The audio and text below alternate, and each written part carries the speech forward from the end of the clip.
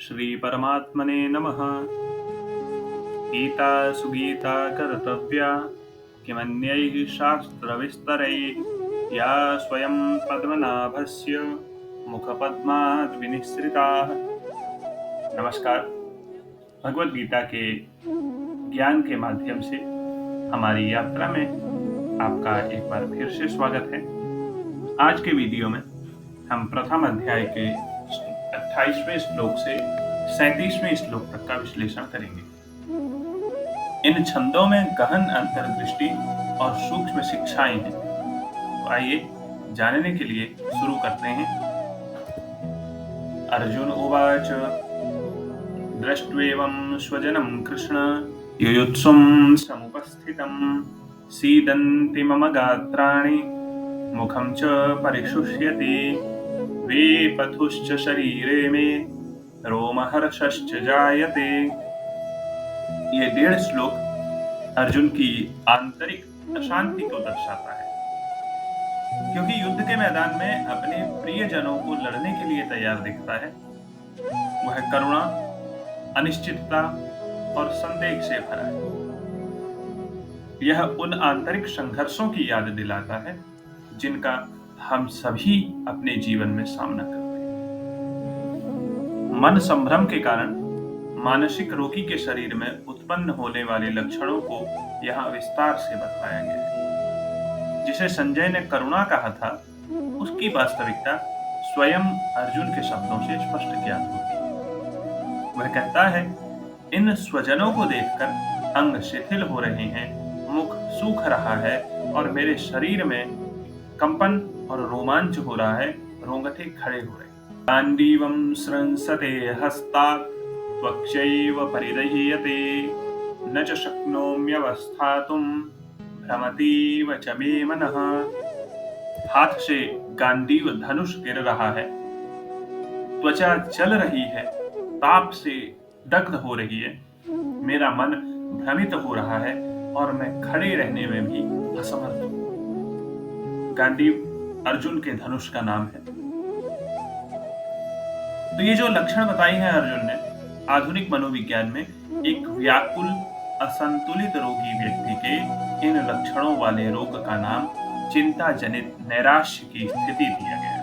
मतलब चिंता से निराशा ये मनोवैज्ञानिक रोग है। निमित्तानि च पश्यामि विपरीतानि केशव न च श्रेयोनुपश्यामि हत्वा स्वजनमाहवे।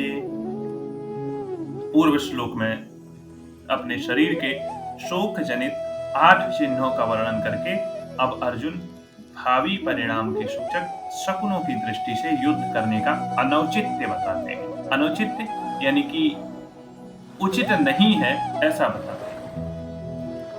यहाँ अर्जुन अपने रोग के कुछ और लक्षण बताते हैं।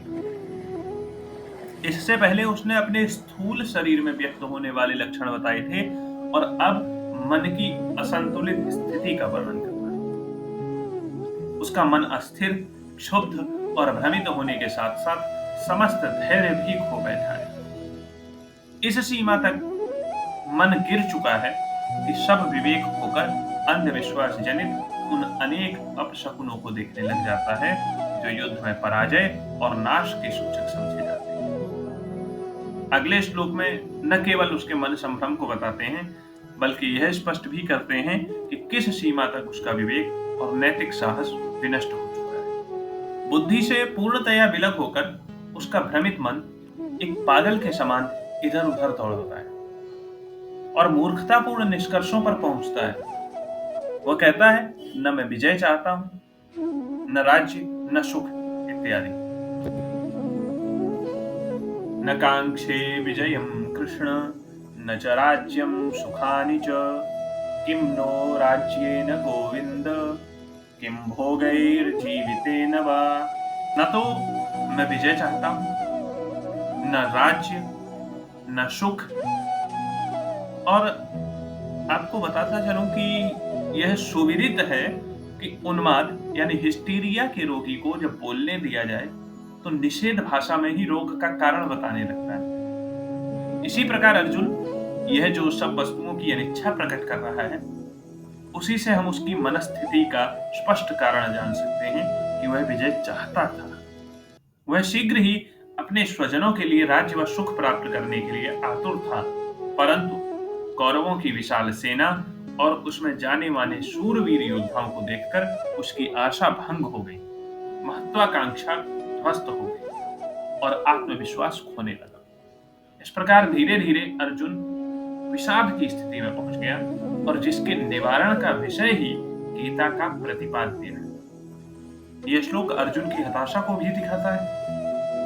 भगवान कृष्ण से उसकी अपील एक महत्वपूर्ण मोड़ है जो दिखाती है कि कैसे उच्च शक्ति के प्रति समर्पण धर्म के समय में स्पष्टता प्रदान करता है। इसी बात को किम नो राज्येन गोविंद किम भोगैर्जीवितेन वा और आगे के 2 श्लोक में कहते हैं। कुल 2.5 श्लोक में इसको विस्तार से बताया है। देखिए, येषामर्थे कांक्षितं नो राज्यं भोगाः सुखानि च त इमेव स्थिता युद्धे प्राणांस् त्यक्त्वा धनानि च आचार्याः पितरः पुत्रास् तथैव च पितामहाः मातुलाः श्वशुराः पौत्राः श्यालाः संबंधिनस्तथा। अर्जुन ने अपना निर्णय भगवान कृष्ण को सौंप दिया। दुविधाओं का सामना करने पर यह हमारे आंतरिक ज्ञान या किसी विश्वसनीय स्रोत से मार्गदर्शन लेने का एक महत्वपूर्ण सबक है। एक ही परिवार के लोगों के बीच होने जा रहे इस युद्ध के विरुद्ध अर्जुन भगवान श्री कृष्ण को अन्य तर्क भी देता है। भावावेश में अर्जुन अपने कायरतापूर्ण पलायन के लिए अनेक तर्क देकर अपने विचार को उचित सिद्ध करना चाहता है, जबकि भाग्य से प्राप्त कर्तव्य करने से वास्तव में वह दूर भाग रहा है। उसने जो कुछ पहले कहा था उसी को दोहराता है, क्योंकि श्री कृष्ण अपने गूढ़ मौन द्वारा उसके तर्क स्वीकार नहीं कर रहे। अर्जुन को निराशा हो रही थी। अर्जुन अपनी बात ईश्वर के समक्ष रख रहा है, कृष्ण के समक्ष रख रहा है, लेकिन कृष्ण जी की तरफ से कोई उत्तर नहीं मिल रहा है, बस मौन।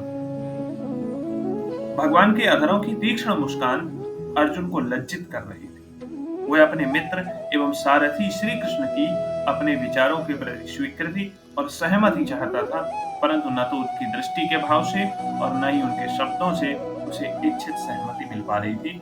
इसलिए पहले के श्लोक में कही हुई बात यहाँ पुनः दोहराई है कि हमें जिनके लिए राज्य, सुख और भोग की इच्छा है, वे ही लोग धन और जीवन की आशा को त्याग कर युद्ध में हमारे विरुद्ध खड़े हुए हैं।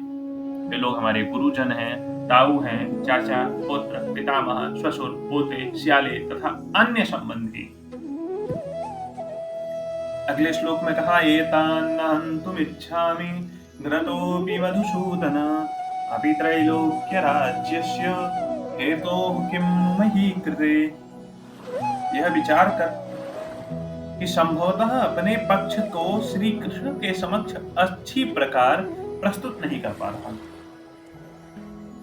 विचार आया मन में कि अगर मैं अपने पक्ष को प्रस्तुत कर ही लेता तो भगवान हमारे मत की पुष्टि कर देते।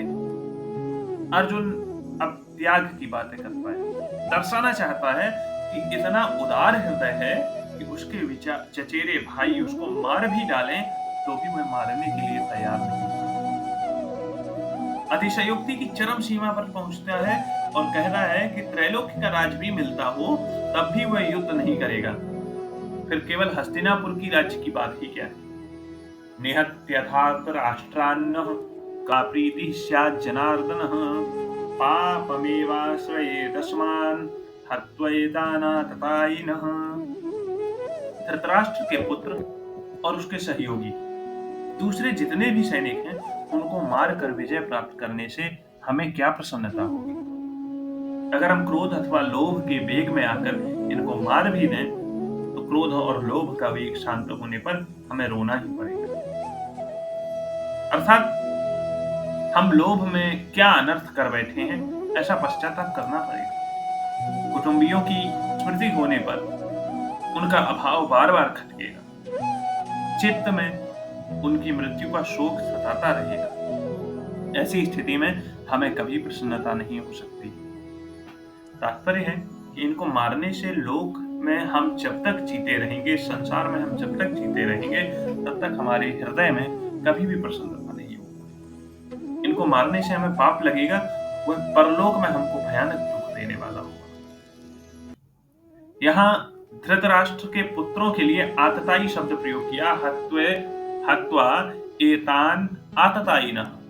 बोले इन आतताइयों को मारने से हमें तो केवल पाप लगेगा। आतताई शब्द प्रयोग किया है। आतताई 6 प्रकार के होते हैं, यहां आपको बता दूं। नंबर 1, आग लगाने वाला, जो किसी के घर में वस्तुओं में आग लगा देता हो, वो आतताई है। दूसरा, किसी को विष देने वाला। तीसरा, हाथ में शस्त्र लेकर मारने को अगर कोई तैयार है तो वह भी आतताई। धन को हरने वाला, राज्य या भूमि को छीनने वाला और स्त्री का हरण करने वाला। दुर्योधन आदि में तो ये 6 के 6 लक्षण थे। उन्होंने पांडवों को लाक्षागृह में आग लगाए कर मारना भी चाहा। भीमसेन को जहर खिलाकर जल में फेंक दिया। हाथ में शस्त्र लेकर पांडवों को मारने के लिए तैयार खड़े ही हैं। द्यूत क्रीड़ा में छल कपट करके पांडवों का धन और राज्य हर लिया। द्रौपदी को भरी सभा में लाकर दुर्योधन ने अपमान किया और दुर्योधन की प्रेरणा से जयद्रथ द्रौपदी को हर के लाया था। तो शास्त्रों के वचन के अनुसार आतताई को मारने से मारने वाले को कोई दोष नहीं लगता है। नातताई बधे दोषो हंतुर्भवति कश्चन, मनुस्मृति का वाक्य है। लेकिन आतताई को मारना उचित होते हुए भी मारने का काम अच्छा नहीं है। शास्त्र कहता है कि मनुष्य को कभी किसी की हिंसा नहीं करनी चाहिए। न हिंस्यात् सर्वा भूतानि, हिंसा न करना परम धर्म है। अतः क्रोध और लोभ के वशीभूत होकर कुटुंबियों की हिंसा का कार्य हम क्यों करें? तस्मान्नारा वयं हन्तुं धार्तराष्ट्रान् स्वबान्धवान् स्वजनं हि कथं हत्वा सुखिनः स्याम माधव। कृष्ण के मौन से विचलित हो रहा है कि हम इतने तर्क दे रहे हैं लेकिन कृष्ण की तरफ से कोई प्रतिक्रिया नहीं आ रही। अच्छा, दोनों यानी कृष्ण और अर्जुन बहुत समय तक साथ में रहे। दोनों लोगों में स्नेह भाव बढ़ गया। इसी कारण भगवान कृष्ण को यहाँ माधव नाम से संबोधित किया है कि स्वबांधवों की हत्या करने से कोई व्यक्ति कैसे सुखी रह सकता है। भगवान फिर भी मौन है। अब यहां शंका होती है कि जैसे दुर्योधन तुम्हारे लिए स्वजन है, बंधु बांधव है, ऐसे ही दुर्योधन आदि के लिए भी तो तुम स्वजन हो। स्वजन की दृष्टि से तुम तो युद्ध से विरक्ति चाहते हो, पर दुर्योधन आदि युद्ध से निवृत्त होने की बात ही नहीं सोच रहे। इसका क्या कारण है? इसका उत्तर अर्जुन ने आगे के 2 श्लोकों में दिया है, जो कल के वीडियो में आपको मिलेंगे।